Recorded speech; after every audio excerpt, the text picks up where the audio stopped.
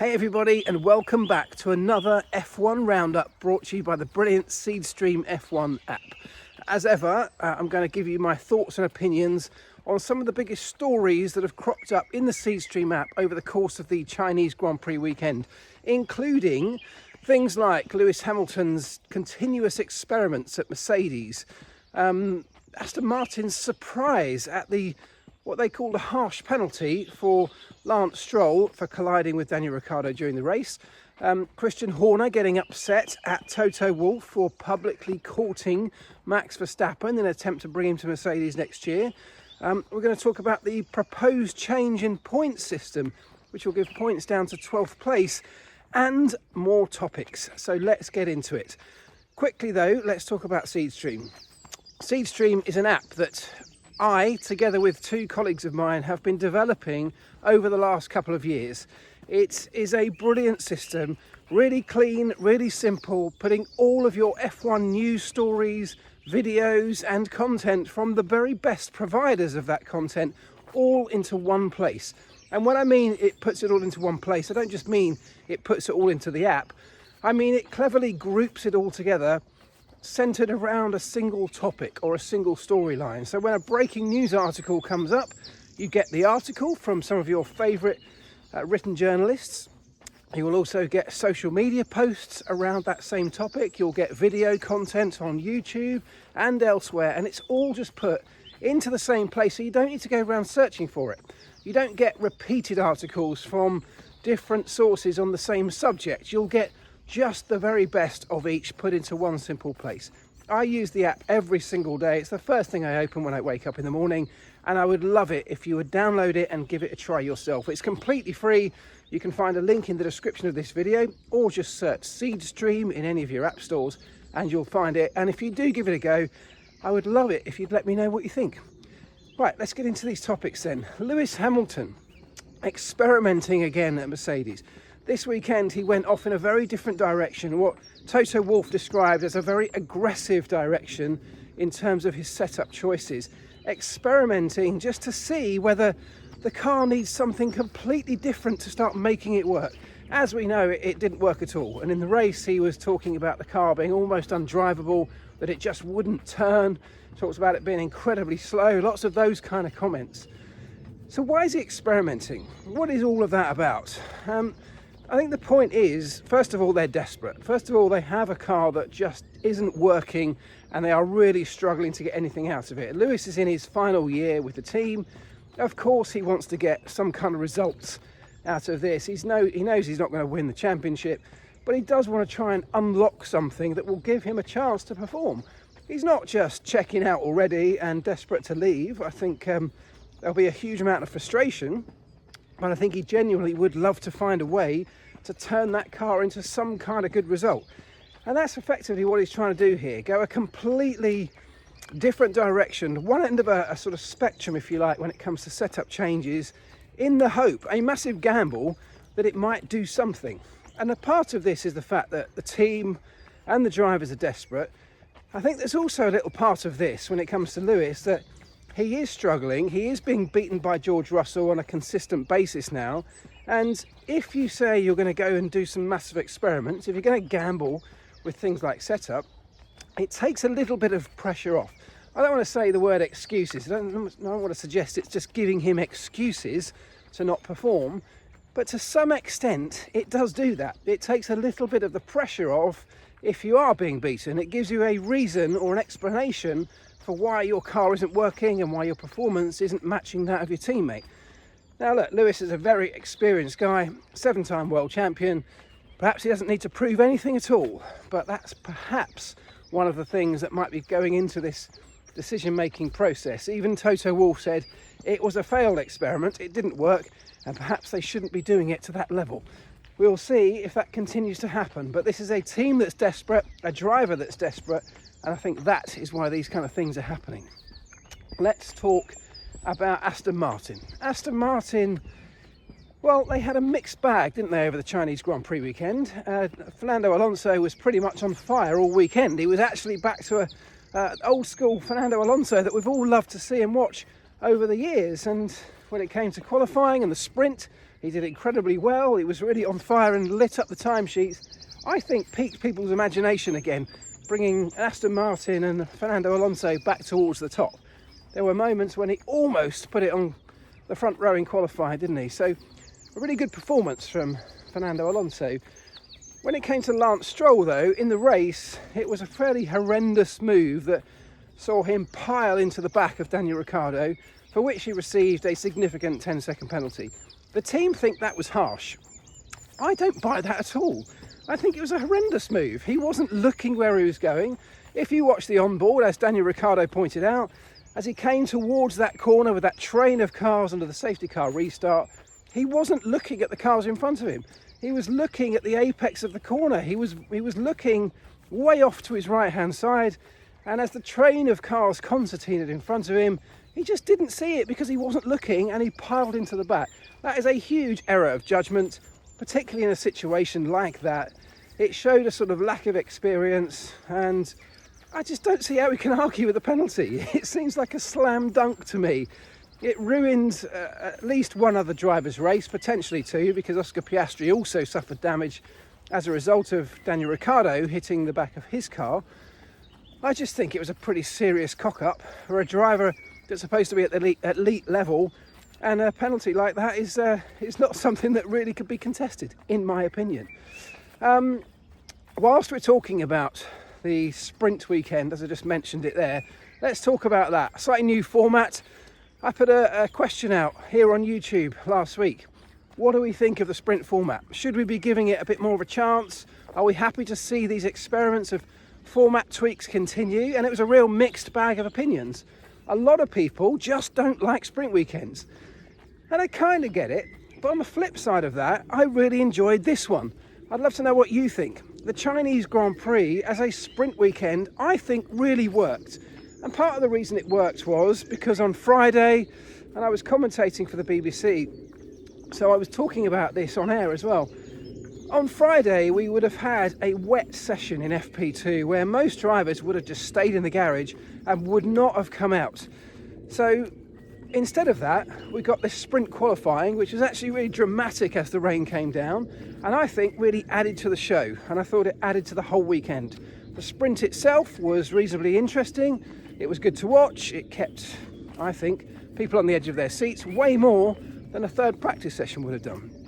So as a sprint in general, I thought actually it added something to this weekend. I know it doesn't always do that, but I think this time around it did do that.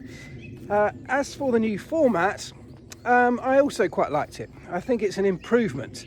I actually don't think that the sprint formats go far enough in an extreme direction. If we're going to call them experiments, if we're going to try different things, I think we're still some way off in terms of, I would actually go as far as trying out reverse grids. Yeah, I know that's an extreme comment. I know that's way out there, but why not? This is an experimental process. If we're looking to spice up the show and add some interest to the weekend on a weekend when sometimes those sprints can be a bit dull, put them in reverse grid order and just see what happens. And again, I'd love to know your thoughts on that. But I think the new format that we did try at least separated the weekend in a better way. It meant that we had this freedom with the cars to change setup between the sprint and the main Grand Prix on the Sunday, and I think that was valuable for the teams. I think also gave us a slightly better show when it came to race day. So look, I thought it was a worthy experiment or a worthy tweak. I'd love to see it go further. I guess my biggest question with the whole sprint thing is if we deem that sprints are good, if we deem that they're doing it to try and spice up the show, make the weekend more interesting, and if that's what Formula One thinks the sprint does, why don't we do it everywhere? I'm not suggesting we do it everywhere, but why don't we do it everywhere if they think it adds something? And if it doesn't add something, why are we doing it at all? So it feels like a little bit of in this sort of no man's land of why are we having sprint weekends? What is the actual point behind them? And should we be either going all in or going all out? Again, I'd love to know your thoughts on that. The other tweak that is happening or being discussed over the course of the next week, as the teams will get together on a Zoom call later this week, they are going to be discussing the idea of potentially changing the points system to give points down to 12th place.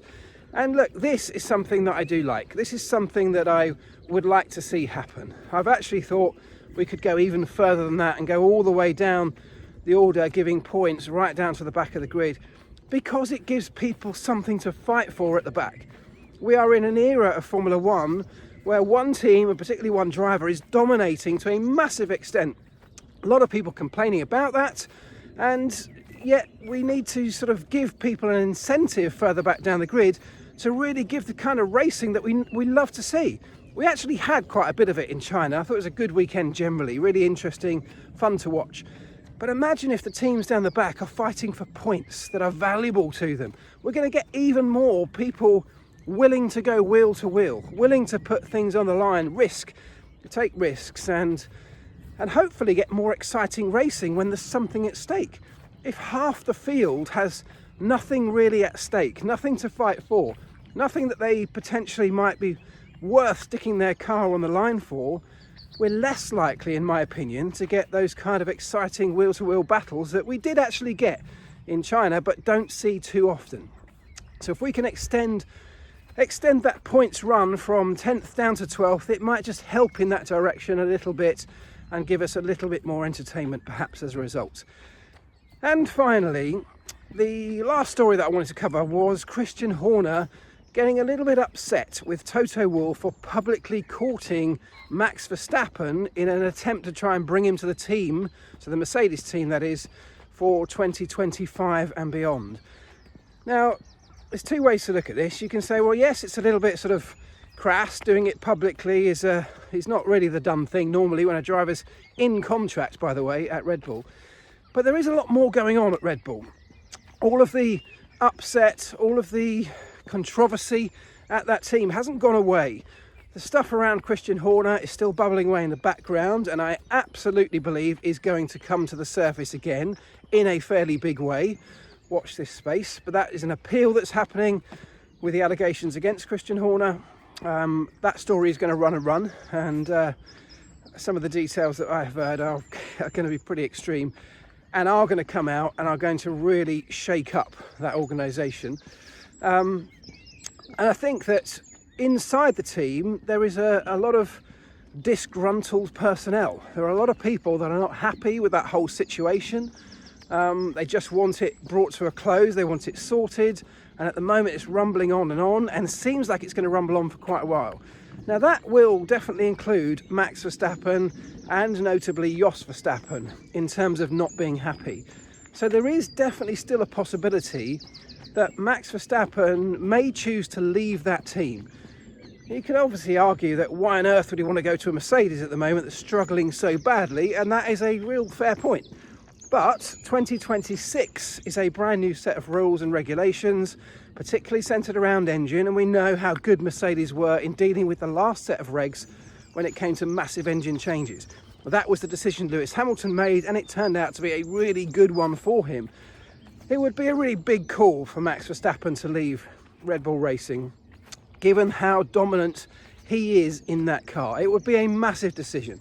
I still don't think it's going to happen, but there is a definite real possibility that things are going to get shaken up at Red Bull. And it just depends which way those cards fall as to whether Max decides to stay or decides to leave.